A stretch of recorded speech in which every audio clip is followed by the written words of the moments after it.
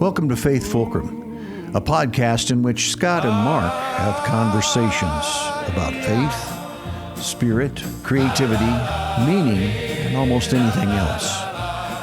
We don't always agree, so you don't have to either. But we do agree that a good conversation sometimes makes a great song. Well, hello and welcome to Faithfulcrum. I'm Mark Baldridge, and this is my oldest friend, Scott Simpson, and we talk about spirituality, creativity, and technology. And I think, Scott, it's your turn to kind of like pitch us a topic, maybe a thread that we pick up a thread from one of our previous episodes. Yeah, I have some ideas, but I actually thought you had a few friends that were older than me, but Well, they may be older than you, but I don't know that I don't talk to them on the same regular basis I talk to you. Yeah, right. And you haven't been friends with them as long. That's what I'm talking about. It's like that. Yeah, right. It's like, yeah, some of my friends are so old they're dead. That's right. I've got a few of those too. Yeah. So I kind of reviewed our last episode and looked for some things that I found interesting that I thought had a little more energy behind them.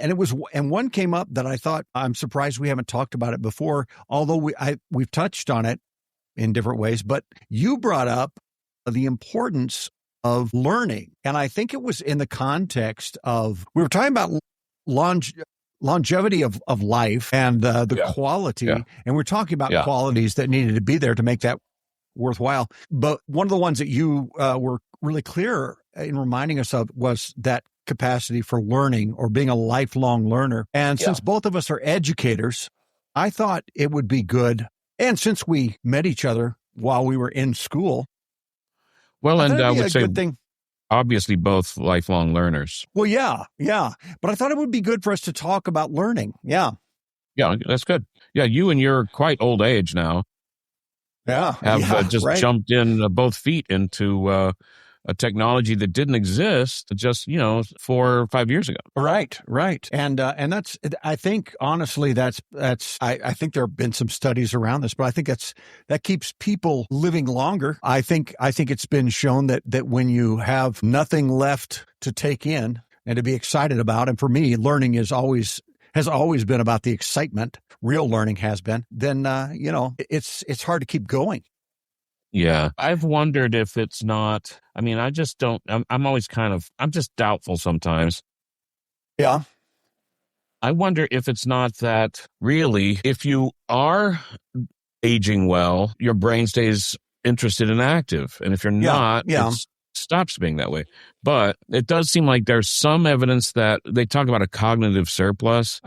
If I have anything, it's that I have more interest than I have time to pursue. So. Sure. Yeah. No, I understand that. But one of the things that I thought, because I spend a lot of time, I did teach for a while at the college level and at the high school level. And before that, well, a little bit at middle school level. But the work that I do now is working with teachers to help them do a better job of teaching, which is really, there's a lot to that. I mean, there's a lot of things, a lot of questions still around what that really means. And so I'm kind of interested in getting into some of that, because I know, and I tell people this all the time, I know people who became educators because they had some teacher who really was wonderful and inspired them. And they said, I want to be just like that. And that is not me. When I look back, I had more bad teachers than good teachers, honestly. And that's really, it's a little unfair. And I am actually a little softer on them now because I recognize how hard teaching can be. It is hard. Teaching is very difficult. It is really difficult. It's one of the more difficult things I think that we can do. But I had a number of teachers. It is. It's a lot of soft skills. I had a lot of teachers, though, who did not do a great job with me. And that's actually been very helpful for me in my teaching and in my working with teachers, because I'm able to say, I know some things that don't work and I still see them happening. They were good, bad examples. Right, exactly. Yeah, they were good, bad examples for you. Yeah. Yeah. Some people in my life, and I've always had, for instance, mentors, and I think of them as, and they're generally older than me. Although I have to say, I'm running out of those. But often they're men who are older than me, and sometimes they seem to be beckoning me, to come this way, to keep exploring. And other times they look like big, flashing chase light signs that say, pass not this way, young man. But they still, serve the role as mentors, They're people I like and they have something to offer, but some of them I go, I don't want to be that person for sure. And so bad teachers can be road signs, as it were. Yeah. Yeah. Well, I'm interested because I a lot of times people have asked, who's your mentor? And I really have a hard time. And I think it's not that I haven't had people who could be mentors around me. I think it has something to do with my own personality. There are just not a lot of people that I have felt were mentors to me for one reason or another. And I've had some really great, I've had some people that I can point to who taught me a lot, but there haven't been that many that I put in that category. Maybe a few, but. When the days grow thin and the road feels long and the answers don't come easy, there's a fire still burning in the questions we ask, and it keeps the heart from freezing. So keep learning, keep turning like a wheel that won't stand still. There's a world inside the wandering and a truth you never will outgrow or outrun till your last breath is done. Keep learning, keep learning, keep learning. You can fill your hands with certainty or leave them open wide, but the ones who keep on reaching out are the ones still alive. So keep learning, keep turning like a wheel that won't stand still. There's a world inside the wandering and a truth you never will outgrow or outrun till your last breath is done. Keep learning, keep learning, keep learning.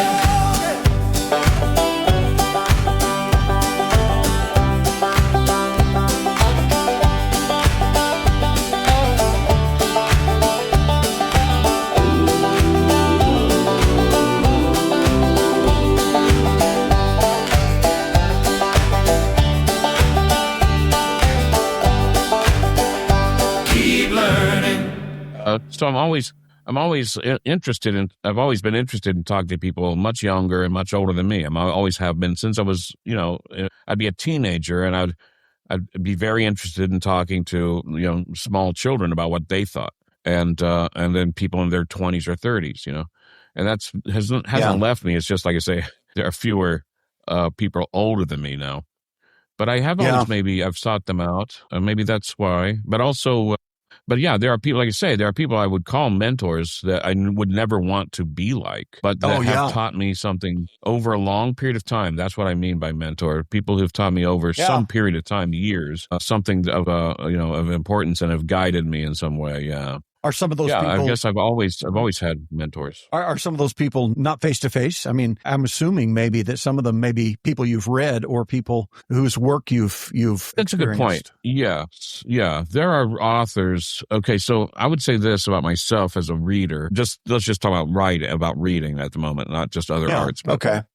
As a reader, I don't really care about the lives of the authors I'm reading. Almost never, I don't care, I don't want to read their bios, I don't. But there are some writers whose lives are as interesting as their writing. And I find those people compelling in my encounter with their biography. And I can think of one filmmaker, but who's similar, but that would be David Lynch. David Lynch is a great filmmaker, but he's also an interesting guy. And Anna East Nin, the kind of between the wars, between World War I and World War II, she was a friend and benefactress to Henry Miller and gave him some great advice as a writer. And she has a big impact on me. And William Burroughs, who was a queer junkie who murdered his wife, not an appealing person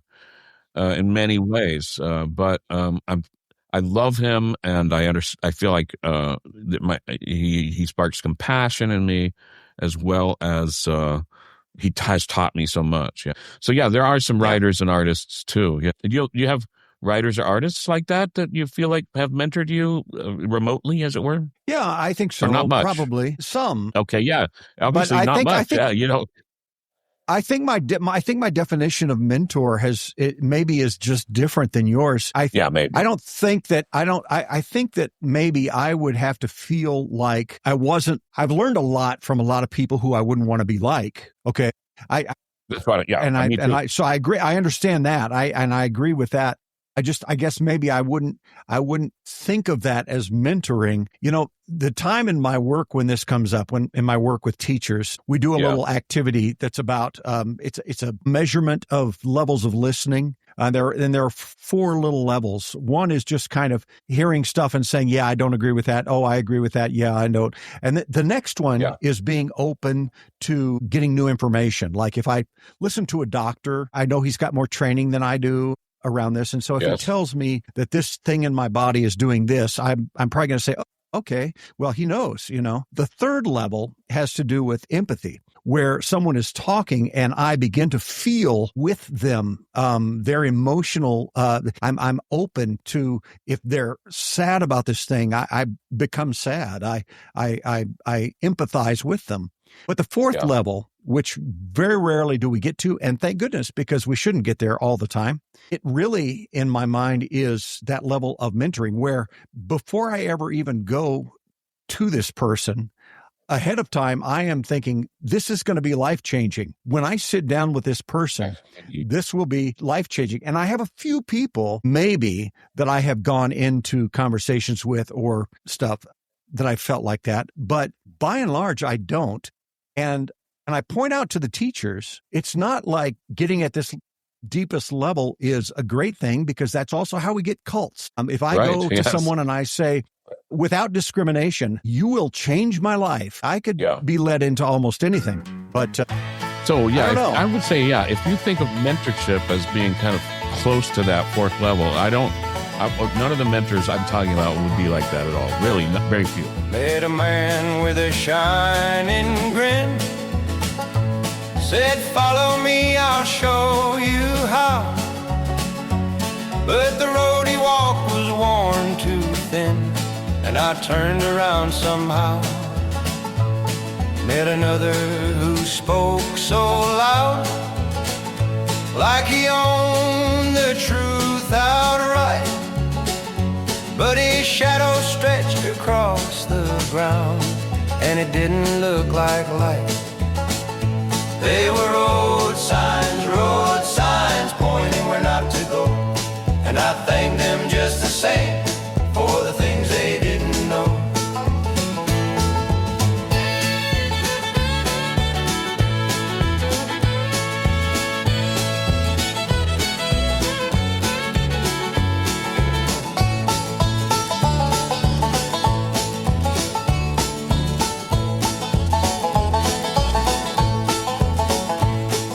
Learn from saints and sinners both, if you keep your eyes awake. Sometimes wisdom comes wrapped in every wrong turn that you take. They were road signs pointing where not to go. And I thank them just the same for the things they didn't know.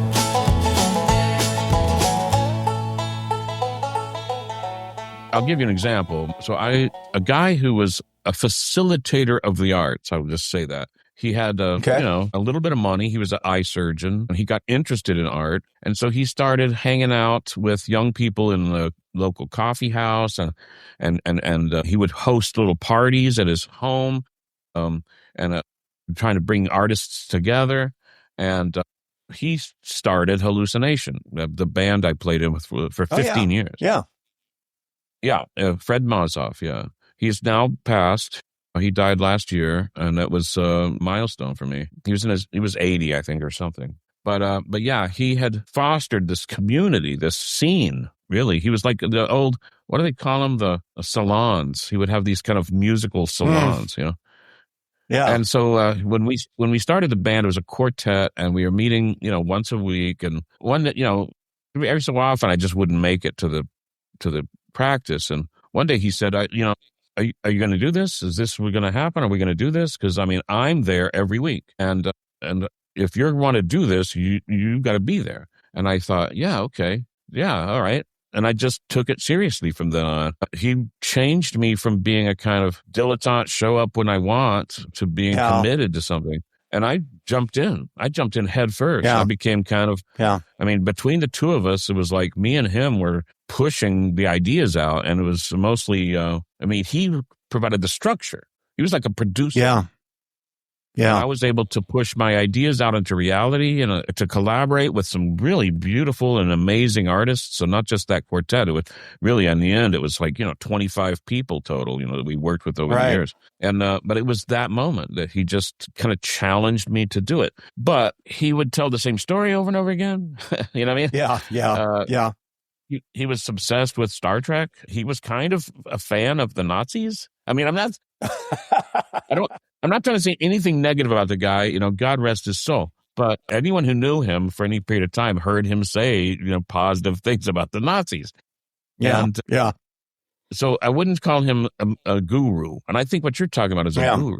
Yeah, I haven't had many gurus. But those that I've had have been at a remove, literary or otherwise.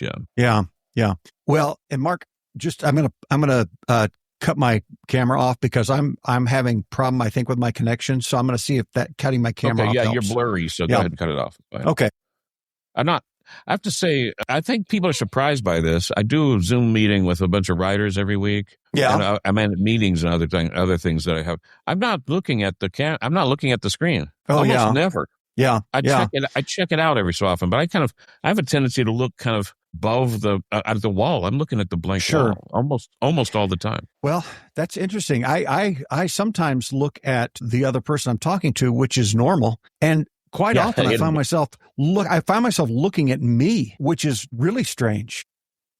Yeah, it is weird. When I stop and think about it, it is weird. Yeah. Anyhow, what I was going to say though, it sounds like from your story, one of the things that you picked up was of a teaching, which let's admit right now that a lot of learning happens without necessarily conscious teaching.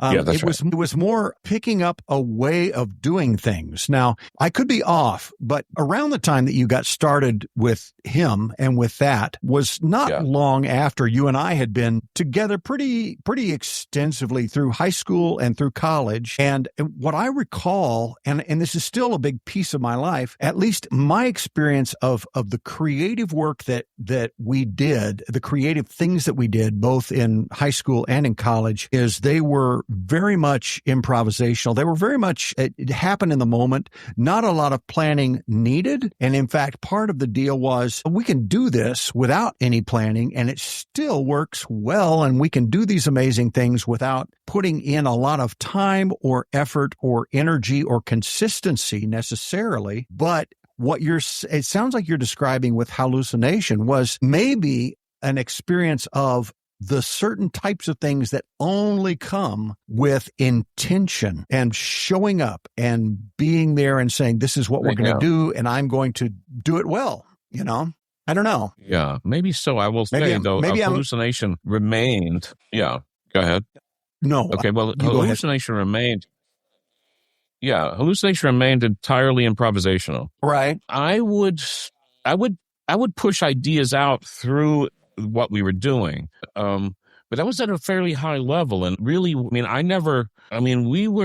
so let me just back up. What we were doing, you and I and some other people in our high school and college days, we were super committed to. We spent hours doing it. You're right. To make it sound like, without too much energy, we spent so much energy on it. Now, but part it didn't feel like we were kind of brilliant. Yeah. No, it was free. It was loose. It was fun. Yeah. It wasn't structured in a way we thought of a structure, but it has a kind of ground base of structure of permissions, a structure of permissions. Yeah. That's not so much, it's not top down. It's not that kind of structure. Well, I know is. Sorry, we've got a little delay in here. I think that is one of the things maybe that has impacted my philosophy of how learning happens in a really deep way, because I see when I go into schools, people working really hard, and they are working really hard to get like very specific assessments to rise with students, and they're individualizing and they're utilizing tons of data and all of that. And I'm not against that. I don't think that's a scientific way to approach it, but I also believe it misses the fact that learning is a natural thing that we as human beings do. And it's something that primarily grows from within us. It's not necessarily always, now it's certainly sparked by the things that are happening around us, because that's where I get my information to work with, or my, to make meaning of. But it's very rarely a planned out, systematic, linear sort of pathway. And trying to help people figure out how to be able to create the right space, the right conditions, and to engage in the right ways so that learning happens really powerfully in a way that it sticks and stays. That's been I think the focus of most of my work. And I think I do think I learned that from, you're right, we did do a lot of work back then, but it didn't feel like it at all. It was a lot of work. No, it didn't feel like work. It was fun. It was easy in the sense that we were at ease. I would say comedy is like this. Comedy has to be at ease. That doesn't mean that comedy is easy. It's incredibly difficult. It takes a lot of work, but if it's labored, it will never work. It has to be at ease. Right. It has to be spontaneous. It has to be fun for the person doing the comedy. They have to transmit that fun to you as the audience. So Ken Burns I think I might have mentioned this before somewhere in our podcast history. Ken Burns did a documentary on jazz. And I watched all of it, and everyone, it was a love fest. All the musicians were talking about all the other musicians in the past and the current, just with so much love and respect. And then one of the Marsalis brothers, I'm going to just say Winton, but it may be, I don't know, the other Marsalis. They come to free jazz, and one of the Marsalis brothers says, to me, that's bullshit. That's the word he used. It went out on PBS. They didn't bleep it or nothing. Because he says, what could be freer than jazz? But the point is, to him, it seemed, I don't know I'm not trying to say what he thought, but I think to some people, free jazz, which may not sound always like music, not to everyone. It seemed unstructured maybe to him. I'm not, to some people, but the structure is like an inverted structure. The musicians playing in the free jazz, situation, and I'm talking about high end. There are some. Albert Eiler is a saxophonist, and listening to him is kind of like maybe having an aneurysm. I don't know, but to me, he sounds like a child with a crayon, and he is scribbling that saxophone. It is a scribble. But the structure is about, like I say, it's about permissions. It's about trust. It's about long, continued practice. If people come up and stand up and try to pretend to do it, it will look like comedy. It will look like a pretense. Right. When you hear it, well, you think of Jackson Pollock paintings, Right. People talk about, what a joke, but when you stand in front of one that's 12 feet wide, it hits you. That guy had a mastery of technique that was just not the technique you're familiar with. So all I know is what we spent our youths doing was intensive delving into this, what appears structureless, and it is in a sense when we talk about structure, we're talking about rules, and the rules as they exist are hard to formulate. But you know it when you see it, when it works, it works. Yeah. Improv comedy, improv music. Yeah. This is reminding me of a couple of things and taking me in some interesting directions. And I wasn't sure how this would go, but It reminds me of some conversations we've had earlier about the framing of something, like with a Pollock or like with the kind of jazz that you're talking about. The listener is, if it's framed as music or as art for the listener, they are closer to being able to engage with it in that way. Whereas if they are already framing it as noise or as a mistake or just a mess, then they're probably locked out of it. But the other thing that you said that I think is interesting is it seems like some of these structures, some of the things to be learned are things that are unique enough that they would be very difficult to, first of all, describe beforehand, and second of all, to be able to design a path toward that as an instructor or a teacher. And what this says to me, right now I'm actually working, a lot of states for their K-12 schools, they have sets of standards, and those sets of standards are agreed upon by a group of experts in the state. And that's fine. They are quite often experts in their field, and they decide these are the things that need to be learned, and here's when they need to be learned, and in some ways, here's how they need to be learned. But what happens in the classroom is frankly rarely a very scientific playing out of those standards. And thank God it is, because when that does happen, when someone is slavish to those things, it's usually not for the sake of learning. They may say that in their own minds, but it's for the sake of accountability. And I think, honestly, the reason states do that as much as they do, I agree that we care about the learning that our students do, but the ways that they're done are driven by and large for accountability's sake, so that the tax-paying community can hold its teachers accountable. Did you get my child to hit this mark at the right time? Which is You're really talking about maybe the phrases maybe teaching to the test. That would be clearest phrase that probably most people would recognize, but it's a structural thing that really in large degree services the needs of accountability, making accountability easier to measure on the teacher's side, rather than actually something that produces more learning. And so measurability seems like go ahead. Measurability to me, definitely that's scientific, but there's more. There are more things. Here's an example. I don't know where it came from. Maybe I challenged myself with this, but if I could add something to the curriculum, to the, let's just say, junior high curriculum, what would it be? An item, anything. You could be French. If you could add an item to the junior high curriculum in the United States that was going to be something that we had to kind of, like you say, we had to benchmark or teach. It was a requirement. What would you add? Do you have one? Oh my gosh, I don't know.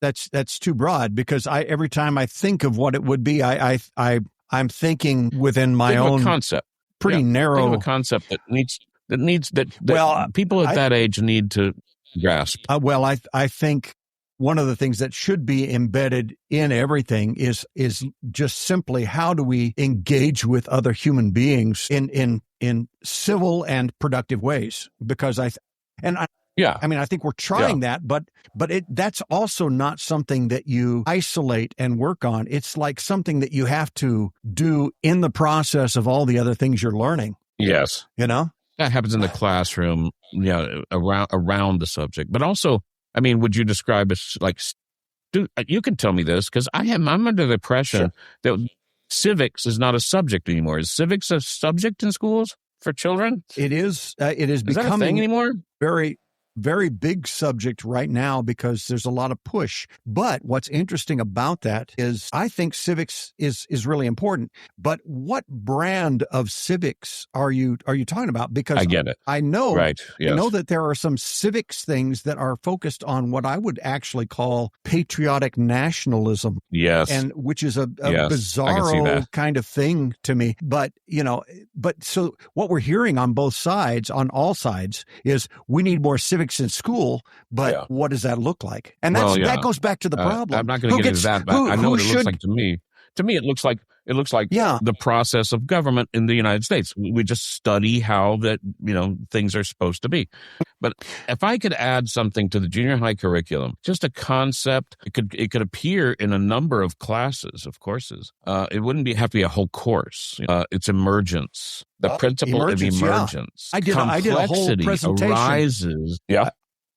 I did a whole presentation at a conference probably nearly 15 years ago at an educational conference on emergence, and people kind of were confused. Yeah. Adults do not know. This is a concept that I think you can grasp about the time you're 13 or 14 years old, but we don't, because we don't teach it. A complexity can arise from incredibly simple parameters. And there's so many applications. Illogical. Evolution is not teleological. It doesn't have a goal. It doesn't have a plan. There's no one in charge. It doesn't even have a tendency except towards fitness. And the fitness has to do with the conditions at the time, and as those change, the goal is always moving. But it also appears in things like robotics. You want to make a little robot that walks. Well, you can try to program it meticulously. Let's say it has 4 legs. You can try to program each leg and how the leg should move, and this is what we have learned, and it's not new approach. This is going back to, maybe the 70s, but certainly the 80s. We began to realize that what you do is you set up a goal and you program the robot to flail around until it begins to approach that goal. And the more it approaches that goal, the more it's kind of rewarded for what, it gets, like, for instance, a common example is you give it a power pack that's charged by light, and then you say, get to the light, and it flops around towards the light, and it gets better and better and better at that, and nobody told it how to do that. And if you understood that when you were 13, then I think like AI and some other things would not be entire mysteries to you. And and evolution, and even things like history and government, you would just say the thing is the way it is because of where it came from and the process it went through to get here. It's not innate. It's not set in stone. It's not like the founding fathers knew everything. It's just that this is how we got here by flailing around until we kind of got towards what we wanted, and we can continue to do that. The answers are not fixed. Yeah. I think to me, that's what that is not. I mean, it's Go ahead. I was just going to say that's why we have so many great YouTube videos with robots flopping around, because that's central to the learning. No map in your pocket, no voice in your ear, just a flicker head in the distance. You stumble and scatter, you circle in fear, but something keeps up your persistence. No master is guiding the shape of your hand, no script that was written before you, just the pull of a light you don't understand, and the dark getting thinner the more you flail toward the light, my friend. Let the motion be your guide. You don't need to know the end. Just keep leaning to the side where it glows.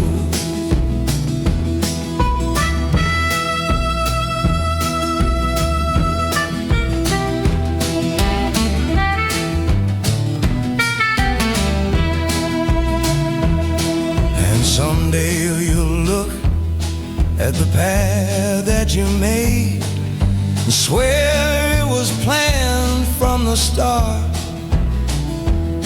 but it grew from the chaos, the mess, and the shade.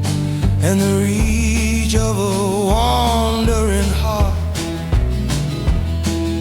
Flail toward the light, my friend.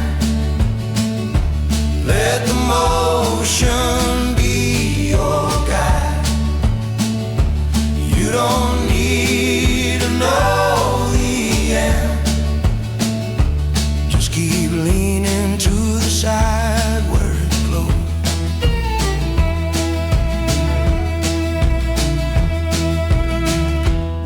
One of the words that keeps coming up in a politically charged way is indoctrination. Yeah. And helping people understand the difference between what teaching might look like, or I would almost say helping someone to learn, creating the right circumstances for someone to learn versus indoctrination is really difficult. It's really difficult to have some people understand that because their model for what teachers do is so fundamentally centered on indoctrination because of the way we've done school for so long. And it becomes a debate on not whether or not we indoctrinate, but literally who gets to indoctrinate. And that's why these arguments about teaching civics come up. It's not that we shouldn't be teaching civics. It's that our students need to learn how to be civil within the structures that we have in our country and how to know those structures, but they don't need to be forced into taking a particular course. That's simply indoctrination. They've got to come, if learning is going to happen, they've got to flail around a little bit, and they're going to make mistakes, and that's got to be okay. I don't want to make it sound like I'm a better teacher than I am. I don't know that I'm particularly good. I do get pretty good reviews, student evaluations, better than some of my peers. I can see the numbers. So, but I will say this: when I teach introductory courses, I am doing much like what teachers are doing all the time. I'm conveying information. I'm giving step-by-step instructions. I'm open to students who want to try something different, but I'm just trying to convey how to get the thing on the screen to appear the way, to appear at all. Yeah. And right. So I'm doing step by step. I'm doing fairly structured courses, goal-oriented, although I keep the goals as loose as I can so that students can explore their own ideas, right? My mid and advanced courses, okay, so this is what a course I'm teaching now looks like. I'm teaching a course called, I just made it up. We needed some computer science courses just because we're doing a teach out on a program that's defunct, right? So we needed some courses for these students. So I created one called I called it Extended Web Technologies. So it's just web, it's just HTML, JavaScript, and some JavaScript libraries to make interesting things happen on the web. And you can do some really interesting things these days. Right now, I'm teaching that course like this, at least for the last several weeks. I go in not knowing what I'm going to do. I try to do it. I flail around. Yeah. I find the problems. And if I'm lucky, we get to the end of the hour, 40, 50 minutes, Yeah. We get to the end of the 50 minutes, and I've got something either like what I set out to do, or I have something that shows that I've made progress toward it. Yeah. Yeah. And then at some points, I will talk about what I'm doing. I'll say, I'm trying to get you, students, to embark on a similar trajectory. To not have an idea. You can have an idea and work towards it and create it. And the thing you create maybe looks exactly like what you imagined. And that is a perfectly legitimate artistic and creative and technological. Yeah. But you can also do a thing and then step back and say, well, what is that? Is that right? Is that, I like it, or do I want to do something different? And then take another step. And that's what I call iterative. Yeah. It's process-based, not a product-based. Right. And so that course, at this point, I look like an idiot, but I end up with something. Every so often, all the heads will pop up when I create something, a sound or a thing that everyone just goes, yeah. How the hell did you do that? And the point is, I couldn't have told you how to do it before the class began. Right. I learned how to do it in front of you. Yeah. Yeah. Well, what this says to me is it reaffirms something that we work with that I work with teachers a lot on, which is the level of trust. Now, a lot of folks talk about relationship, and that's a tricky word, but there's nothing tricky about trust. I think if your students were sitting in the room, and maybe some of them are, just simply thinking, well, this guy doesn't know what he's doing. This is a waste of time. I'm sure some of them are. But I'm sitting here anyway because I'm getting credit for this. So whatever, Yeah. And to whatever degree they do that, it might not be a great learning experience for them. But when there's trust there, when someone trusts enough to say, you know what, I'm going to follow this through, and you are trusting them to stay with you as you follow it through, demonstrating the process of struggling with something, the process of figuring something out. To whatever degree they trust that process with you, I think there is a lot of learning that's happening, because it's also teaching them to be willing to flail around a little bit until they get it figured out, and not to always have that, to be project oriented, like you said, to be process oriented when that's what you need to be. And so I think I go back and forth between those two poles. Yeah. Right. But I think one thing that I know is certain, because I've also seen this in classrooms, when there is no trust. And I mean, by no trust, I mean also a lack of safety. If I feel like I'm in your class and if I open my mouth, I'm going to be made fun of or in trouble, or I'm going to be put down, then I'm not going to be learning, because I'm really going to be in fight, flight, or freeze syndrome space. So, and I think that's a huge thing, because I do know when you and I had those experiences in high school and in college, the thing that I would definitely define as different between my experiences at the pizza place with my friends doing a lot of English stuff and being in English class was the difference in trust. There was trust when we were doing that. There was very little trust in English class. Yeah. Well, I know exactly what you mean. Imagine a class on writing poetry and compare that to how we learned to do it. Right. Yeah, I know. That's just worlds apart. There's a room where no one's laughing when you try and miss the line, where your voice can shake and wander and still be worth the time. There's a space where we don't measure every word against a test, where the question matters more than getting everything correct. Trust the room, trust the people, let the silence hold you up. We are more than what we know, we are more than what we've done. Trust the room, trust the room. Whoa! If you're safe enough to falter, you're safe enough to grow. Whoa! Trust the room, trust the people, let the silence hold you up. We are more than what we know, we are more than what we've done. Trust the room, trust the room. Whoa, whoa, trust the room. Whoa, whoa, trust the room. I think I've mentioned the analogy of I think KXDM. I don't know the comic strip I like that I can't remember the name because it's just 4 letters, random letters. A little stick figure says to another stick figure, children, you kids today, they're just texting each other. They don't know how to write anything. And the other stick figure says, would you call what kids in Brazil are doing when they have a bundle of rags and they're kicking it around like a soccer ball? Would you say that they're not learning soccer? Yeah, they're definitely learning how to play the game. They're learning how to kick and catch and intercept and, whatever. So, I will say you brought up the question of like some students may find my teaching style incredibly boring and just they might be confounded by it.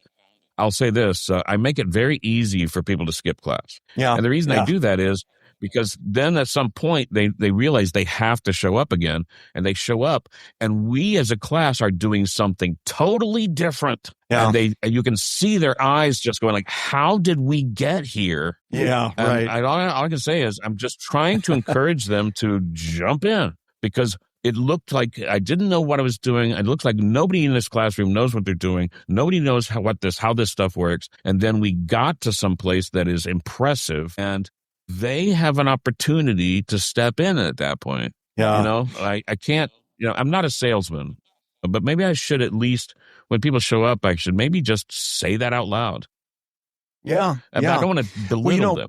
I don't want to make, but to just say, hey, welcome back. Look at what we're doing. You can do this too, Right. Yeah. Right. Well, I think your capacity to do that, and maybe you would be able to do that in any setting, but you wouldn't be able to keep your job doing that in any setting.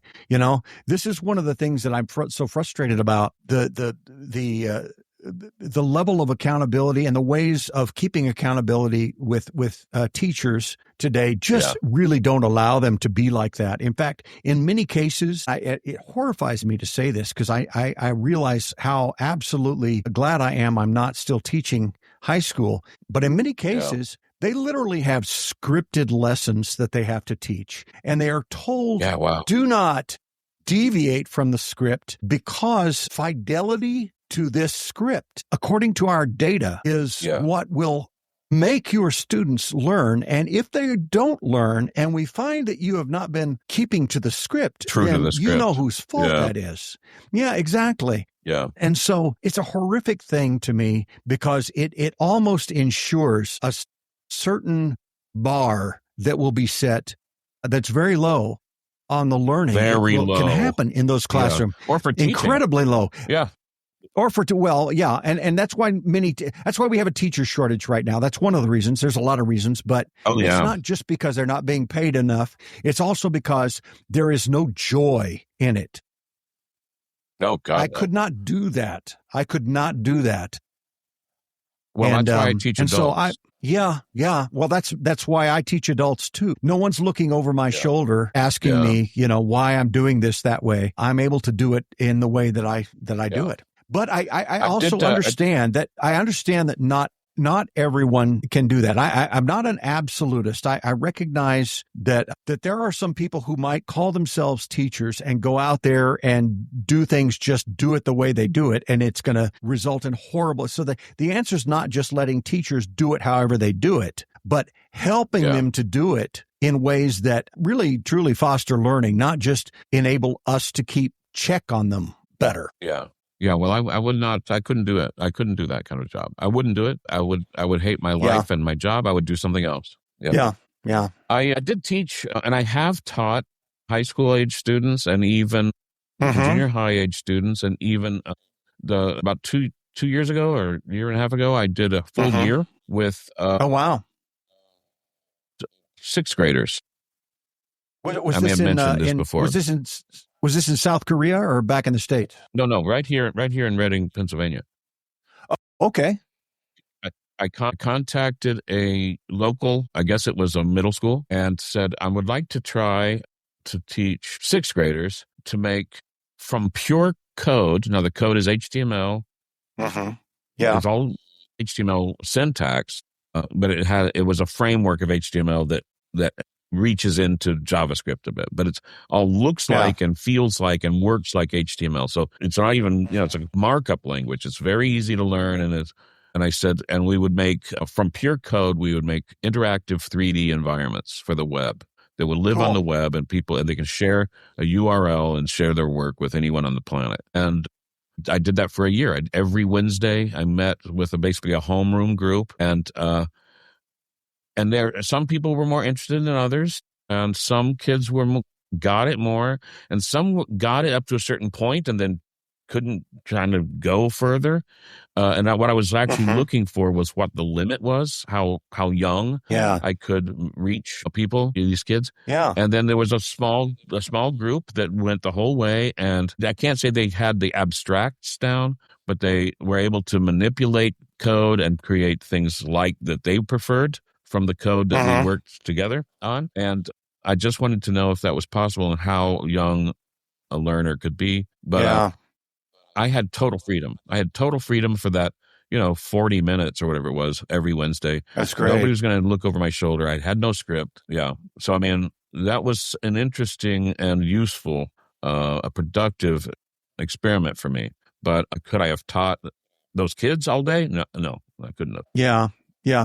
Well, that's great, because that I know for a fact, and I don't do any of that, but coding at various levels and as well as robotics are huge right now. Yeah.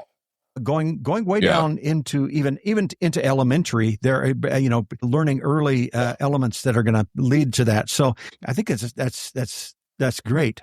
And I think that's something Go ahead. I'm sorry. I was talking to a elementary school principal. I've been a judge now for a high school competition for graduating seniors. I judged the visual art. I'm a part of a 3-person team, and we've all done it the last 6 years. We meet each other once a year and do this. And there's there's some money in it for college scholarship for visual artists in high school. They have an award dinner, and one year I was at the award dinner. I sat across from an elementary school principal, and I started talking about wanting to get elementary school students coding, and he was seemed doubtful. But it was that conversation. That's happening. That's breaking. That's great. Yeah, good. That's great. Yeah, they call it STEM. Yeah, it's STEM, and I teach in STEM, but I want to add that A, the STEAM. So STEM is science, STEAM. Technology. I want to add art. Yeah, STEAM. Engineering, art, and math. And mathematics. They STEAM, and you can tell the hardliners because they're always saying STEM, but the people that are a little more open say STEAM all the time. But it becomes politicized again. It's great for me because I definitely am a STEM guy. I'm a STEM guy now. I'm a professor. Yeah. I'm a dual appointment in computer science and fine art. Right. I'm a professor of computer science, so I can talk STEM all day.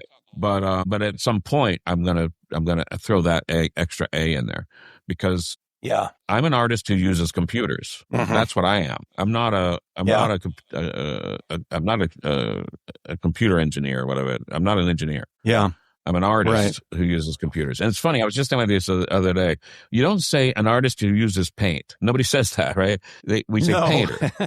We don't say an artist who uses a guitar. We say, a musician. Yeah, right. But, we don't really have a word for the artist who uses code. Yeah. Yeah. Yeah, that's not game design. I don't know. That's not really the same exactly. That's too broad. Yeah. It doesn't. Well, it doesn't suggest artist necessarily. No, it doesn't. I'm an artist first. I'm a game designer way down the list. Yeah. Well, we need to come up with that term, and then we can get it out there and promote it. Well, in our context in this conversation, so when I was at graduate school at the time, maybe still is, America's premier fine arts graduate program, top of the heap. My mentor there, who was much younger than me, taught me VR. I started making VR, something I'd never done. Yeah, I'd never coded hardly in my life. But I said, we need a word for, what we're doing, like world building and that stuff. What is the name for the art? And we were talking about, I said, how about demiurge? And he thought that was very funny. That's great. Well, I think looking at our time, we're probably about at the end of our conversation. Okay, and, I think we are. I wanted to read a quote, if we could. We're talking about learning. Oh, good. Yeah. It's by T.H. White. He wrote. That's great. T.H. White wrote The Once and Future. Yeah, he wrote The Once and Future King, which is about King Arthur. T.H. White has. I'm not saying he's not a problematic person, but that's a great, lovely book, and children, I think young people might really enjoy reading that. I think it's disappeared. It's been eclipsed by, Harry Potter and things. But this is a conversation between Merlin, the magician, and the young King Arthur, whose name is Wart. Wart is his nickname. Yeah. I don't think he's going to call him that here. But the best thing for being sad, said Merlin, beginning to puff and blow, is to learn something. That's the only thing that never fails. You may grow old and trembling in your anatomies. You may lie awake at night listening to the disorder of your veins. You may miss your only love. You may see the world about you devastated by evil lunatics, or know your honor trampled in the sewers of baser minds. There is only one thing for it, then. to learn. Learn why the world wags and what wags it. This is the only thing which the mind can never exhaust, never alienate, never be tortured by, never fear or distrust, and never dream of regretting. Learning is the only thing for you. Look what a lot of things there are to learn. Oh, that's great. That's great. That's one of my favorite quotes of all time. And I think it starts out, there's only one thing for being sad. This is for when you're sad. Yeah. It recognizes and acknowledges and comes from the negative side. It's not cheerleading for learning. It recognizes that the world is terrible, and what does it say about the world about you is devastated by evil lunatics? Man, that hits me. That hits me where I live right now. Yeah, yeah. When the night won't let you rest, and the world's gone off the rails, when the voices all grow louder and the better angels fail, when your heart feels like a stranger and your hope has come undone,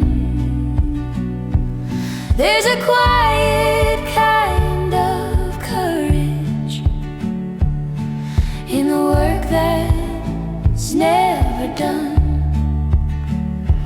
Learn something, let it carry you through.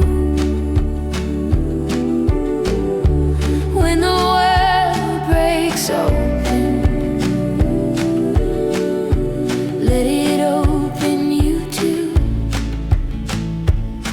Learn something.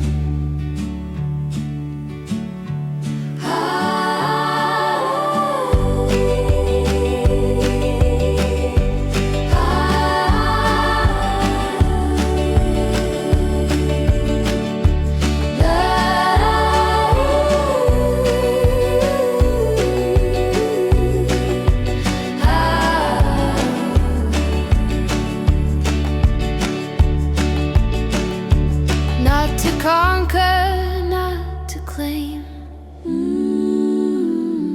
not to fix what can't be named, just to follow one small thread through the darkness and the dread. Learn something, it will steady your hand. There's a light in the asking. You don't need to understand, just learn. Look what there is to know. And what's sad to me is that somehow, I think for a lot of students, a lot of young people, and they learn it very early, is that school is a miserable place to be. And because of that, they believe that learning is a miserable thing to do. And you know, I just want to disabuse them of that. And that was great. Well, so I was going to ask thinking you ahead of, Oh yeah. I ask you if you had a musical note, a direction or something to feed into the machine based on our conversation. I don't know how much it's based on the conversation. I know you said that you tend to not want to come up with it early beforehand. I kind of do sometimes, and then I change my mind sometimes, but I haven't changed my mind on this one. I was thinking about things that we've done, and I really love diving into some historical forms. And so anyway, I thought it would be kind of fun to do something along the lines of the folk revival that began in the late 40s and went up through the big chunk of the 60s. Some Pete Seeger sorts of things, Mitchell Trio, the Weavers, Dylan, early Dylan, and then some women, Odetta, and I had one in mind. Oh, she sang with Dylan all the time. Joan Baez and some others. Anyway, So I think I'd like that, and like we've talked about before, kind of have a mixture on the vocals. I'd like some with some of those like family harmonies, some of those yes. Yeah, rich family close harmony, I think is.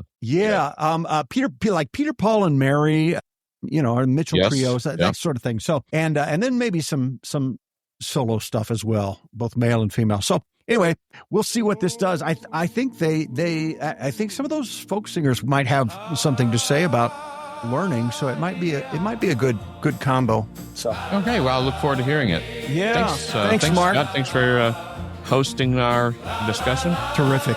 All right, we'll see you next time. If you'd like to hear more conversations like this one and hear a few more songs, just subscribe to Faithfulcrum on your favorite podcast platform or go to faithfulcrum.com where you'll find all of our first season episodes and every episode yet to come. This has been Faithfulcrum.